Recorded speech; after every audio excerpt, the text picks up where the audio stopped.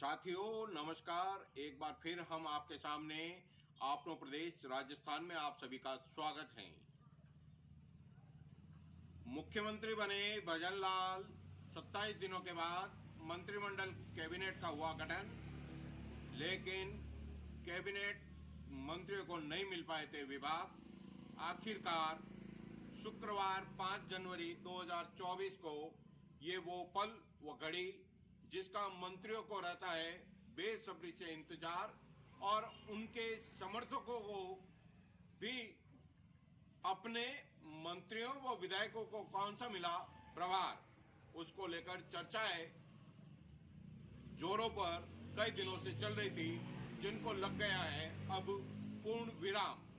अपने प्रदेश में हम चर्चा करेंगे राजस्थान के मुख्यमंत्री से लेकर उनकी कैबिनेट गठन में जितने भी कैबिनेट राज्य मंत्री और स्वतंत्र प्रभार राज्य मंत्री रहे उनको क्या क्या मिला विभाग, उनकी काबिलियत के अनुसार उनको दिया गया है विभाग। शुरुआत करेंगे मुख्यमंत्री भजन लाल शर्मा से।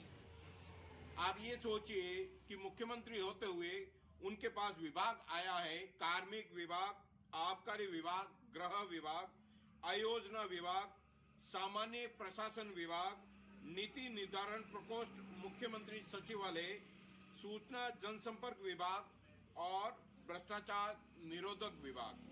साथियों, ये 8 भारी भरकम मंत्रालय मुख्यमंत्री भजन लाल शर्मा के पास रहेंगे। इन 8 विभाग से ये साफ जाहिर हो गया है कि प्रदेश की कमान मुख्यमंत्री भजन लाल शर्मा अपने हाथ में रखेंगे। आप ये देखिए कि मुख्यमंत्री बनते ही उन्होंने गैंगस्टर को लेकर भी एंटी गैंगस्टर फोर्स का गठन कर चुके हैं और काम तत्परता से हो रहा है। तो आप ये देखिए जहां जहां भ्रष्टाचार हुए उन भ्रष्टाचार पर भी गाज गिरनी शुरू हो चुकी है। तो आज एक और मुख्यमंत्री के दखल के बाद मामला एफआईआर तक पहुंचा है और मामला दर्ज हुआ है। मैं आपको कहूंगा कि 8 भारी भरकम मुख्य जो मंत्रालय मुख्यमंत्री के पास रहे हैं, उसके बाद ये माना जाएगा कि प्रदेश की कमान मुख्यमंत्री भजन लाल शर्मा के नेतृत्व में काम करती हुई दिखाई देगी। दूसरा, मैं कहूंगा डेप्यूटी सीएम दिया कुमारी का नाम चुनाव से पहले भी मुख्यमंत्री की रेस में चर्चाओं में था। संघ पृष्ठभूमि से आती हैं और राजपूतों का एक बहुत बड़ा चेहरे के रूप में जयपुर राजघराने की राजकुमारी है दिया कुमारी। डिप्टी सीएम उनको बनाया गया, काबीना मंत्री के रूप में उन्होंने शपथ ली और उनके पास 6 भारी भरकम मंत्रालय दिए गए हैं। सबसे बड़ी बात और सबसे बड़ी खबर ये कहा जा सकता है कि नरेंद्र मोदी का जो विजन वो मिशन है कि महिलाओं को भी आगे लाया जाए, महिलाओं को भी पावरफुल बनाया जाए, इसको लेकर मुख्यमंत्री के बाद कोई महिला कैबिनेट मिनिस्टर, डेप्यूटी सीएम सबसे पावरफुल बनकर आई हैं तो वो दिया कुमारी कह जा सकती हैं। भारी भरकम 6 मंत्रालय इनको मिले हैं। वो कौन से मंत्रालय हैं अपन जानते हैं। अब ये देखिए, सबसे बड़ा भारी भरकम मंत्रालय वित्त विभाग, पर्यटन विभाग, कला साहित्य संस्कृति और पुरातत्व विभाग, सार्वजनिक निर्माण विभाग जो पीडब्ल्यूडी प्रदेश की सड़कों को लेकर जो काम करता है वो विभाग, महिला एवं बाल विकास विभाग और बाल अधिकारिता विभाग, ये कुल मिलाकर 6 विभाग दिया कुमारी को दिए गए हैं। आप ये देखिए कि भजन लाल की क्या सोच है, राजस्थान में किस तरीके के महिलाओं के उत्थान को लेकर काम किए जाए, ये प्रमुख विभाग दिया कुमारी को दिए गए हैं। दूसरे डेप्यूटी सीएम कैबिनेट मिनिस्टर का नाम मैं लूंगा। अब ये देखिए, प्रेमचंद बैरवा जो उप मुख्यमंत्री के रूप में शपथ ली थी, इन 2 के बाद कोई पावरफुल मिनिस्ट्री में आया है तो वो है प्रेमचंद बैरवा। पहली बार दूदू विधानसभा क्षेत्र से चुनाव जीते और उनको 4 विभाग दिए गए हैं। तकनीकी शिक्षा विभाग, उच्च शिक्षा विभाग, आयुर्वेद, योग, प्राकृतिक चिकित्सा, यूनानी सिद्धा एवं होम्योपैथी आयुष विभाग इनको मिला है। और इनके पास एक मुख्यालय, एक और विभाग जो बड़ा विभाग माना जाता है, परिवहन एवं सड़क सुरक्षा विभाग, इनके जिम्मे आया है। ये प्रेमचंद बैरवा को मिले हैं, युवा हैं और दूदू से विधायक हैं, और निश्चित तौर से युवा होने के साथ साथ इनको अनुभव भी रहेगा और ये काम तेजी के साथ कर पाएंगे, इस तरीके की मंशा ये रखते हैं। इसके बाद अनुभवी किरोड़ी लाल मीणा को भी 4 विभाग दिए गए हैं। संघ पृष्ठभूमि से आते हैं और आप ये देखिए कि जब जहां भारतीय जनता पार्टी या संघ ने जो भी दायित्व इनको सौंपा, जो काम सौंपा, इन्होंने उन कामों को बढ़ चढ़ कर काम किए और बखूबी निभाए। और संघ व भाजपा की नजरों पर ये खरे उतरने वाले व्यक्ति के रूप में कहा जा सकता है। मीणा समुदाय से ये कद्दावर नेता है, पूर्वी राजस्थान से आते हैं और इनको 4 विभाग दिए गए हैं। अब 4 विभाग को मैं बताना चाहूंगा कि कृषि एवं उद्यानिकी विभाग, ग्रामीण विभाग, आपदा प्रबंधन सहायता एवं नागरिक सुरक्षा विभाग और जन अभियोग निराकरण विभाग, ये चारों विभाग जनता से सीधे जुड़े हुए विभाग कहे जा सकते हैं, जिसमें ग्रामीण विकास एवं पंचायती राज विभाग जो सबसे महत्वपूर्ण विभाग होता है। साथियों, आप ये सोचिए कि मुख्यमंत्री जनता से कनेक्ट होते हैं, उसके बाद कोई महत्वपूर्ण विभाग है तो वो पंचायती राज विभाग है, जिससे सीधे राजस्थान की जनता से जुड़ा जा सकता है। सीधी प्रत्येक ग्राम पंचायत से सीधी पकड़ होती है। ये विभाग किरोड़ी लाल मीणा को सौंपा गया है, तो ये बड़ी जिम्मेदारी किरोड़ी लाल मीणा के लिए भी है और वो बेहतरीन तरीके से काम कर पाएंगे, ऐसी उम्मीद उनसे की जा रही है। उसके बाद पश्चिमी राजस्थान की बात करें तो गजेंद्र सिंह खिंवसर का नाम वसुंधरा राजे सरकार में भी ये मंत्री रहे थे और अब भजन लाल शर्मा की कैबिनेट में भी ये भजन के सारथी बनकर सामने आए। अब ये कहिए कि चिकित्सा एवं स्वास्थ्य विभाग इनको दिया गया। प्रदेश में कोरोना के बाद इस विभाग की जिम्मेदारी महत्वपूर्ण हो जाती है और सरकार को डिफेंड करना और सरकार को एग्रेसिव रूप में काम करना और योजनाओं का प्रचार प्रसार करना और लोगों को चिकित्सा सुविधाएं मुहैया कराने को लेकर यह महत्वपूर्ण जिम्मेदारी गजेंद्र सिंह खिंवसर को दी गई है। निश्चित तौर से इनका अनुभव का लाभ पूरे प्रदेश की जनता को मिलेगा। चिकित्सा एवं स्वास्थ्य विभाग इनके पास है। कर्नल राज्यवर्धन सिंह राठौड़ खिलाड़ी रहे, नरेंद्र मोदी की मंशा रही, उनको एमपी बनाया गया, एमपी रहे।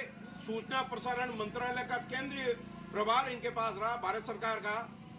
फिर इनको विधायकी के रूप में उतार दिया गया। इस बार विधायक भी जीते और इनको कैबिनेट मिनिस्टर के रूप में शपथ दिलाई गई। आज इनको 5 विभागों का प्रभार दिया गया है। अब ये सोचिए, युवा राजपूत चेहरा, निर्विवाद निष्कलंक कहेंगे। और आप ये देखिए उनके पास रहा मंत्रालय मिला है उद्योग एवं वाणिज्य विभाग का, महत्वपूर्ण मंत्रालय है। और उन्होंने जो केंद्र सरकार में जो जिम्मेदारी निभाई थी वो दूसरा विभाग भी इनको राज्य सरकार से मिला है, सूचना प्रौद्योगिकी एवं संचार विभाग। निश्चित तौर से जो केंद्र में उन्होंने अनुभव लिया वो राजस्थान सरकार में बेहतर तरीके से काम कैसे होगा उसके लिए उनका विभाग में ये अनुभव काम आएगा। युवा मामले और खेल विभाग महत्वपूर्ण विभाग भी है, क्योंकि ये खिलाड़ी रहे हैं, तो इस विभाग में निश्चित तौर से खिलाड़ियों को बेहतर प्रोत्साहन मिल पाएगा। कौशल नियोजन एवं उद्यमिता विभाग, सैनिक कल्याण विभाग, ये सारे इनको मिले हैं। तो आप ये सोचिए कि कर्नल राज्यवर्धन सिंह राठौड़ कर्नल भी हैं, आर्मी में रहे, और आप ये सोचिए तो सैनिकों के कल्याण को लेकर भी इनके पास जो विभाग रहा है, निश्चित तौर से जो सैनिकों की समस्याएं, जो ईएसआई हॉस्पिटल को लेकर जो बात सामने आई थी, या और भी प्रदेश में सैनिकों के कल्याण को लेकर कुछ योजनाओं में ठहराव आ गया था, तो वो अब तेजी के साथ काम करती हुई दिखाई देगी कर्नल राज्यवर्धन सिंह राठौड़ के नेतृत्व में। उसके बाद बात करेंगे संघ पृष्ठभूमि से एक बार फिर मदन दिलावर, जमीनी नेता, संघ से आरएसएस के स्वयंसेवक, और इनको एक बार फिर विधायक बनकर आए मदन दिलावर। और मदन दिलावर को 3 विभाग हाथ में आए हैं। उनको 3 विभागों का कमान सौंपी गई है। विद्यालयी शिक्षा विभाग, स्कूल का एजुकेशन, पंचायती राज विभाग और संस्कृत शिक्षा, ये 3 शिक्षा के क्षेत्र में इनके पास 3 बड़े विभाग आए हैं और ये संघ की पृष्ठभूमि से हैं। निश्चित तौर से इन विभागों का, शिक्षा के विभागों का मदन दिलावर मंत्री बनने के बाद निश्चित तौर से तेजी के साथ शिक्षा के क्षेत्र में नए आयाम स्थापित होंगे, ऐसी उम्मीद प्रदेश की जनता और शिक्षक संघ के लोग भी, नेतागण भी लगा रहे हैं। कन्हैयालाल नागर जल स्वास्थ्य अभियांत्रिकी विभाग और भूजल विभाग का इनके पास महकमा दिया गया है और ये पूर्वी राजस्थान से आते हैं। निश्चित तौर से जो बड़ी योजनाओं को लेकर कांग्रेस के राज में जो काम नहीं हो पाया पूर्वी राजस्थान में, वो अब काम तेजी के साथ बढ़ेगा। जोगाराम पटेल जो पश्चिमी राजस्थान से लुणी विधानसभा से पहले भी विधायक रह चुके हैं और इस बार फिर विधायक चुनकर आए हैं, तो आप ये सोचिए कि अनुभवी जोगाराम पटेल को कानून मंत्री, संसदीय कार्य विभाग, विधि एवं विधिक कार्य विभाग और विधि परामर्श कार्यालय और न्याय विभाग का जिम्मा जोगाराम पटेल के हाथ में दिया गया है। निश्चित तौर से केंद्र के द्वारा जो कानून बनाए जा रहे हैं, उन कानूनों को राजस्थान में किस तरीके से इम्प्लीमेंट किया जाए और विधानसभा से उन कानूनों को लोगों तक, जनता तक पहुंचाया जाए और बेहतर ढंग से उन कानूनों का क्रियान्वयन हो सके, बड़ी जिम्मेदारी जोगाराम पटेल के पास। सुरेश सिंह रावत पुष्कर विधानसभा से जीत कर आए हैं और इनके पास जल संसाधन विभाग, जल संसाधन आयोजना विभाग, ये 2 महत्वपूर्ण विभाग इनके पास आए हैं। तो प्रदेश में महत्वपूर्ण काम जल संसाधन को लेकर इनके पास रहेंगे। सुरेश सिंह रावत पुष्कर से विधायक हैं और युवा हैं, निश्चित तौर से सरकार की योजनाओं को जमीनी धरातल पर बेहतर ढंग से क्रियान्वयन कर पाएंगे। उसके बाद अविनाश गहलोत का नाम 11वें नंबर पर इस सूची में सामने आया है। आप ये देखिए कि युवा है, पहली बार चुनाव लड़ा, जीत कर आए अविनाश गहलोत और दोबारा फिर चुनाव लड़ा, तो कांग्रेस के सामने इनके गुरु कहे जाएंगे। सुरेंद्र गोयल ने कांग्रेस के बैनर के तले इनके सामने थे और इन्होंने उनको हराकर जीत हासिल की और दोबारा विधानसभा में ये पहुंचे हैं। इनके पास सामाजिक न्याय एवं अधिकारिता विभाग, जो निश्चित तौर से अंत्योदय की जो भावना देश के प्रधानमंत्री नरेंद्र मोदी रखते हैं और गरीब पिछड़े तबकों तक जो लाभ सरकार की मंशा है वो पहुंचाने का उद्देश्य है, उसके तहत ये मंत्रालय अविनाश गहलोत को दिया गया है। अब देखना होगा कि किस तरीके से वो इस मंत्रालय में काम करते हैं और लोगों को सबसे ज्यादा जो डायरेक्ट इम्प्लीमेंट होता है, फायदा मिलता है, वो पेंशन योजनाओं का है। जो विभिन्न तरीके की पेंशन की योजनाएं चलती हैं, उनका बेहतर क्रियान्वयन किस तरीके से वो कर पाएंगे, ये तो आने वाला समय बताएगा। लेकिन उनको भी एक बेहतर विभाग मिला है। विभाग हालांकि उनको एक ही मिला है। सुमित गोदारा 12वें नंबर पर है लिस्ट के अंदर अनुसार और बेहतर युवा है। आप ये सोचिए कि सुमित गोदारा को खाद्य एवं नागरिक आपूर्ति विभाग, बड़ा मंत्रालय, बड़ी जिम्मेदारी, युवा होने के साथ साथ उनको अनुभवी नेताओं से सीखते हुए इस कार्यक्रम को बेहतर क्रियान्वयन कैसे किए जाए, उसको लेकर काम करना पड़ेगा। देश के प्रधानमंत्री नरेंद्र मोदी ने भी जो खाद्य सुरक्षा को लेकर जो गरीब पिछड़े तबके के लोगों तक जो अन्न हर महीने जो पहुंचाया जा रहा है, उसको बेहतर क्रियान्वयन करना पड़ेगा और ये काम उनको बेहतरी के साथ आगे बढ़ना पड़ेगा। और उपभोक्ता मामले का विभाग भी इनके पास है। अब एक बार फिर नाम आ गया है 13वें नंबर पर जोराराम कुमावत, कैबिनेट मिनिस्टर के रूप में शपथ ली।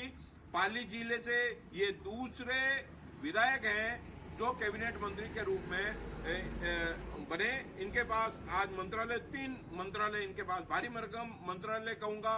किसानों से जुड़े, डेयरी पालन से जो गरीब तबके के लोग हैं, किसानी वर्ग के हैं, उनसे जुड़े हुए ये 3 मंत्रालय जोराराम जी कुमावत को मिले हैं।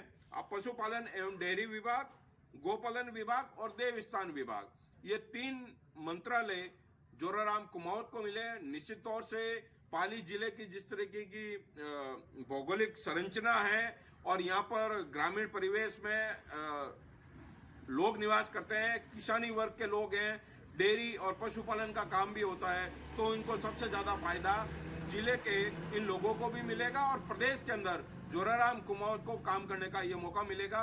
निश्चित तौर से इनसे बेहतरीन काम करने की उम्मीद प्रदेश की जनता रखती है।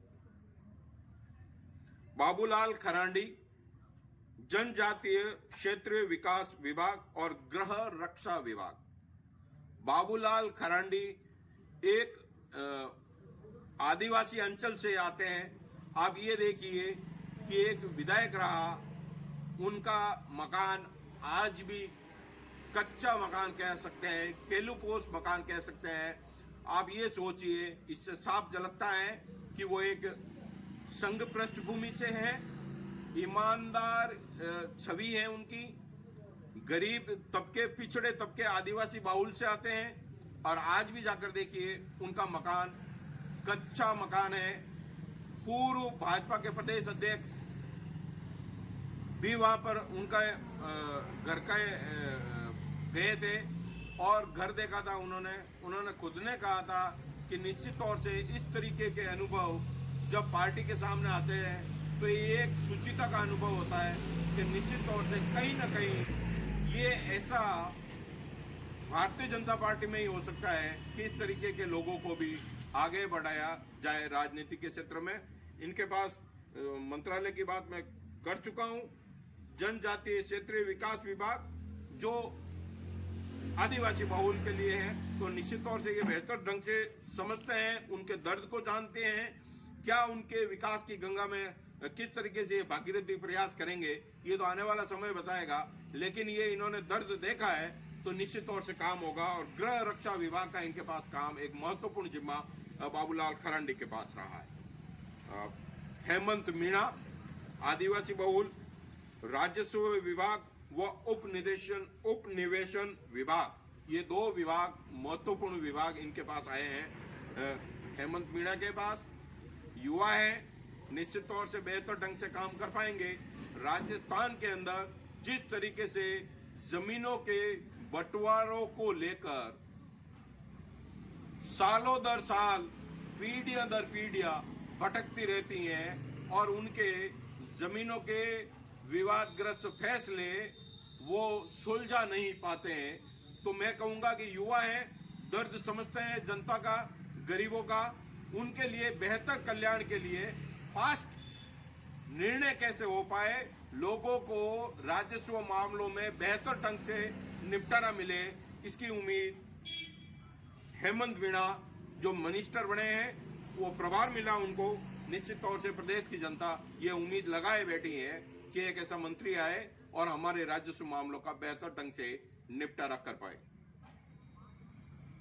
अब बात करेंगे राज्य मंत्री स्वतंत्र प्रभार की, जिसमें सुरेंद्र पाल सिंह टीटी, आज उनके वहां मतदान शाम को 6 बजे थम चुका है और उनको कृषि विपणन विभाग, कृषि सिंचित क्षेत्र विकास एवं जल उपयोगिता विभाग, इंदिरा गांधी नहर विभाग, अल्पसंख्यक मामलात एवं वक्फ विभाग, ये 4 विभाग सुरेंद्र पाल सिंह टीटी को दिया गया है। ये मेरे हिसाब से ऐसा पहली बार हुआ होगा कि किसी व्यक्ति ने चुनाव नहीं जीता, उससे पहले मंत्री पद की शपथ दिला दी गई और मतदान होने से निर्णय नहीं आया, उससे पहले उनको 4 भारी भरकम मंत्रालय दे दिया हो गया। निश्चित तौर से राजस्थान की जनता में मैसेज ये भाजपा देने का प्रयास कर रही है कि काबिलियत को नजरअंदाज किसी सूरत में नहीं किया जाएगा। निश्चित तौर से इनके पास जो विभाग आए हैं अनुभव है, इससे पहले भी ये मंत्री रहे हुए हैं, तो सुरेंद्र पाल टीटी उस पिछले मंत्री पद का अनुभव को यहाँ बेहतर ढंग से समावेश करेंगे और राजस्थान की जनता को बेहतर से बेहतरीन बनाने में योगदान देंगे। तो संजय शर्मा वन विभाग, पर्यावरण एवं जलवायु पर्यावरण विभाग, विज्ञान एवं प्रौद्योगिकी विभाग इनके पास दिया गया है।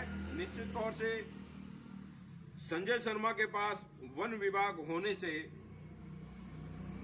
इनका अनुभव जो है उस योग्यता के आधार पे इनके पास जो विभाग हाथ में इनको दिए है राजस्थान की सरकार ने, तो अब उनको लेकर भी इनको सोचना होगा कि काम किस तरीके से आगे बढ़ पाएंगे। गौतम कुमार दत्त, सहकारिता विभाग और नागरिक उड्डयन विभाग गौतम कुमार दत्त को दिया गया है।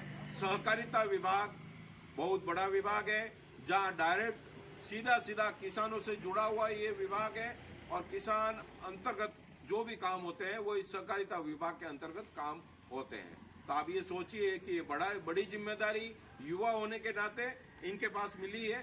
तो आप ये सोचिए युवाओं का और ये जो सम्मिश्रण किया गया है उसको देखना होगा कि वो किस तरीके से बेहतर ढंग से आगे काम करवाते हैं। जाबर सिंह खर्रा एक नया नाम सामने आया और आप ये सोचिए जाबर सिंह खर्रा के एजुकेशन को देखते हुए नगरीय विकास विभाग, नगरीय एवं स्वायत्त शासन विभाग यूडीएच का नाम कहते हैं, शहरों की और नगर पालिकाओं की और जिला परिषद की ये काम बेहतरीन ढंग से होते हैं। यहाँ पर योजनाएं शहरों के विकास को विकसित भारत संकल्प का जो देश के नरेंद्र मोदी प्रधानमंत्री जो योजना चला रहे हैं उनमें इस विभाग का महत्वपूर्ण रोल है और ये युवा होने के साथ साथ ये बेहतर से बेहतरीन ढंग से काम करेंगे।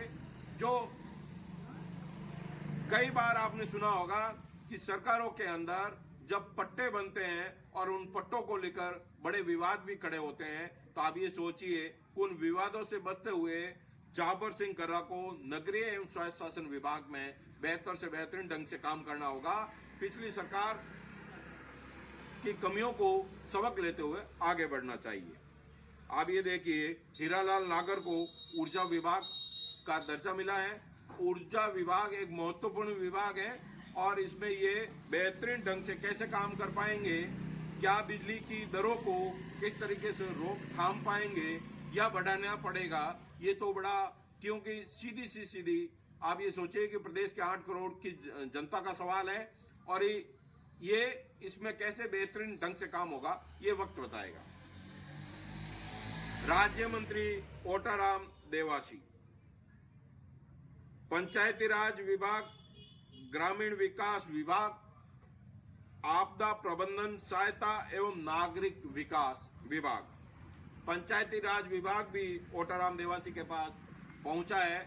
आप ये सोचिए पिछली वसुंधरा सरकार के अंदर भी ये मंत्री का दर्जा इनके पास था और दोबारा ये अब राज्य मंत्री के रूप में आए हैं। निश्चित तौर से इनके पास अनुभव भी है और अब ये किस तरीके से बड़ा महकमा कहूंगा पंचायती राज विभाग, ग्रामीण विकास विभाग का, पंचायती राज से सीधा कनेक्टेड विभाग ओटाराम देवासी के हाथ में है। ग्रामीण परिवेश से आते हैं, सिरोही से जीत कर आए हैं, पाली जिले के मुंडारा के रहने वाले हैं। आप ये सोचिए कि ऐसे ये तीसरे व्यक्ति हैं जो मंत्री बने हैं पाली जिले से। निश्चित तौर से इनके बनने से पंचायती राज में जो कमियां हैं उन पर बेहतरीन ढंग से काम हो पाएगा। डॉक्टर मंजू बागवाग, सार्वजनिक निर्माण विभाग, महिला बाल विकास विभाग, बाल अधिकारिता विभाग का दर्जा इनको राज्य मंत्री के रूप में दिया गया है। और विजय सिंह, राजस्व विभाग, उप निवेशन विभाग, सैनिक कल्याण विभाग, ये भी राज्य मंत्री के रूप में इनके पास। और कृष्ण कुमार के विश्नोई, उद्योग वाणिज्य विभाग, युवा मामले खेल विभाग और कौशल नियोजन उद्यमिता नीति निर्धारण विभाग, ये राज्य मंत्री के रूप में है। और आप अंतिम नाम जो जवाहर सिंह बेडम का है जो राज्य मंत्री हैं, गृह विभाग, गोपालन विभाग, पशुपालन एवं डेयरी विभाग और मत्स्य विभाग ये राज्य मंत्री के रूप में है। तो अब आप ये सोचिए कि युवा, अनुभव, शिक्षित और ग्रामीण परिवेश, खेल और सैनिक, बहुत से तरीके के लोगों का ये सम्मिश्रण के रूप में प्रदेश में जो कैबिनेट गठन हुआ, आप ये सोचिए कि एक समुचित और संतुलित कैबिनेट के रूप में कहा जा सकता है। अब असल में इन कैबिनेट मंत्रियों की ये अग्नि परीक्षा रहेगी कि जो 2024 में लोकसभा के चुनाव जो होने जा रहे हैं, उन चुनावों में से पहले ये कैबिनेट किस तरीके से बेहतरीन जनता के हितों को लेकर, जन कल्याण को लेकर किस तरीके से काम करती है, ये समय बताएगा। लेकिन लोकसभा चुनाव इन पूरी कैबिनेट को लेकर ये अग्नि परीक्षा रहेगी। आप लोग प्रदेश के लिए प्रवीण लक्षकार।